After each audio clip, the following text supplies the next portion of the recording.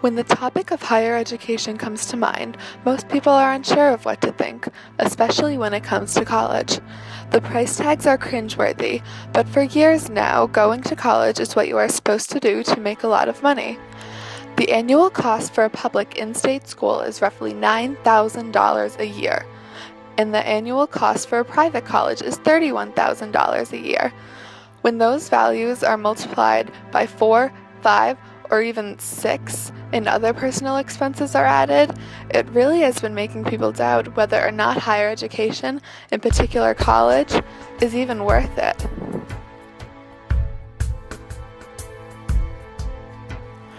After watching the presidential debates, I noticed that the staggering costs of a degree have not been a prominent issue. Why are more people not curious about why a bachelor's degree can cost upwards of $125,000? Currently, there are an estimated 21 million students attending some sort of post-secondary institution.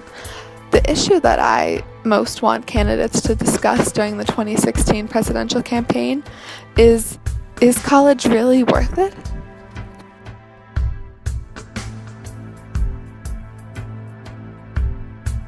During these difficult economic times, soaring tuition and shrinking real incomes are making college less and less affordable.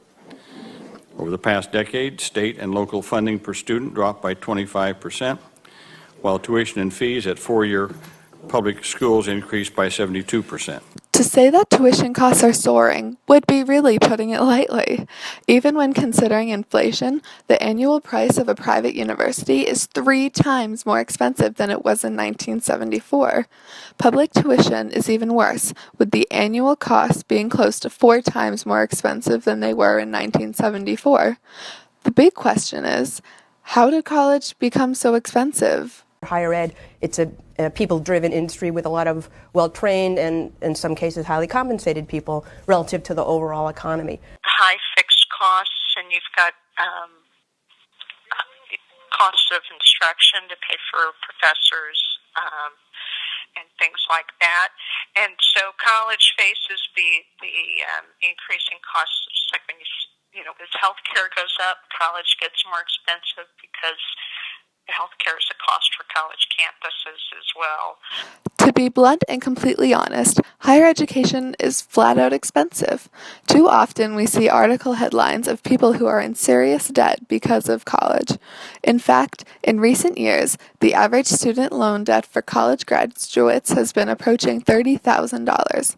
In my home state of Rhode Island, we, unfortunately, have already topped that number. According to the Institute for College Access and Success, for the class of 2013, Rhode Island graduates were an estimated $31,561 in debt. Many people wonder how they or their family will be able to afford whatever their tuition cost is. When I asked a few of my high school-aged friends who are planning to attend college after high school graduation some questions about their upcoming college journey, this is how they responded. I do think that college is too expensive.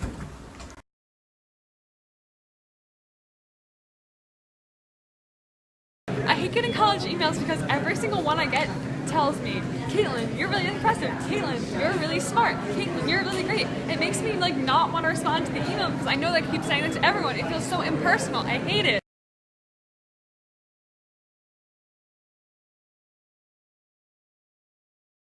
Yes, I would consider, and I would work in college to come out with less debt.